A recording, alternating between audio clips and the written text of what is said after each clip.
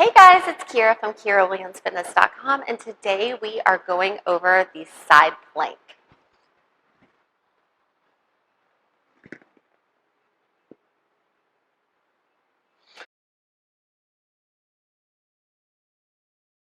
So for this, we want to make sure that our shoulder, elbow, and wrist on one side are all in line, and our fingers are spread because that's going to help us balance.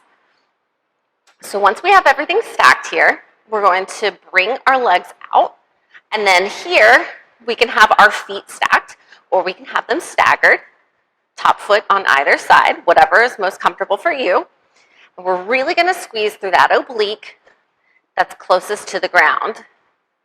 Squeezing our glutes, flexing our quads. We can elevate our top hand if we wish. And hang out in this position. So if you want to know how you can incorporate these into your program, sign up for online personal training at KyraWilliamsFitness.com.